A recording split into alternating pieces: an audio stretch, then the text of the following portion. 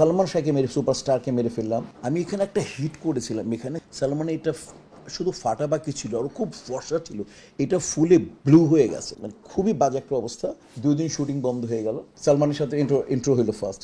একটা ফাইট ছিল, ফাইটে আমি সালমানকে তখন আমি এরকম আমি ব্যালেন্স জানি না।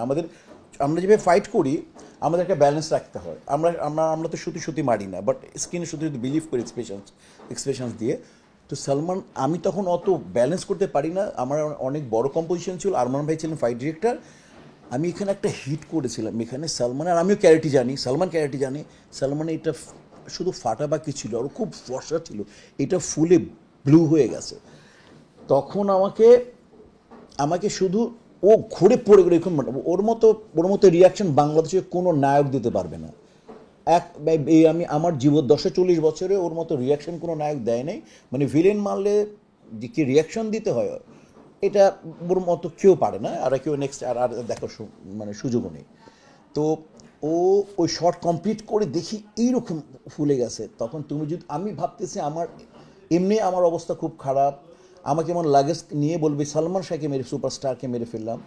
বাট ওই অবস্থায় সালমান বলছে মিশা ভাইয়ের দোষ নেই, আর আরমান ভাই আমাকে সেভ করলো। আরমান ভাই আমাকে বললেন যে সালমান একদম মিশা মার্কে ছিল, সালমান আগে আসছে, কারণ আমাদের মার্ক দিতে হয়, ঘোষা মারলে এই রাউন্ড করবে, এই ঘুরবে, এতটুকু আমাদের সব পজিশন করে দেয় ফাইট ডিরেক্টর। আরমান ভাই আমাকে সেভ করলো যে মিশা পারফেক্ট জায়গায় ছিল, মানে মিশা একদম পারফেক্ট মারছে, সালমান সামনে চলে গেছে, আর খুব ভালো এক্সপ্রেশন দিত। আমাদের যখন পেটে মারার পরে আমরা এরকম একটা রিয়াক্ট করি, তো তখন 18-20 হতে পারে, বাট আমি তখন আমার মার্ক আসে না যে আমি পেছনে যাব। আমাদের আর্টিস্ট এখন যেমন আমরা পরে শিখলাম, যদি আর্টিস্ট চলে আসে এক্সপ্রেশনসে, আমাকে বডি ব্যাক করে ঘোষা মারতে হবে, তখন আর জানি না, তখন মারলাম। দেন সালমান বিকাম, মানে কী বলবো যে, মানে খুবই বাজে একটা অবস্থা। আর আমি তো ভয় পাচ্ছি, আমাকে লাগেজ আমাকে গুছাই হয়তো বলবে রাতে যা বাস ধরো যাও তুমি। যদিও তুমি যদি নজরুল ভাই অনেক বকা দিচ্ছিলেন, আরমান ভাইয়ের জন্য সব চুপ হয়ে গেল। 2 দিন শুটিং বন্ধ হয়ে গেল। 2 দিন শুটিং বন্ধ হওয়ার পরে সালমান একেবারে এরকম ইনজুরি, শোয়া ওপরে, আর আমি কোনায় থাকি। এর মধ্যে আমার শুটিং, আমার ডিসির রুমে না, চুনু মামা ছিল, ডিসির বাংলাদেশ শুটিং হয়েছিল।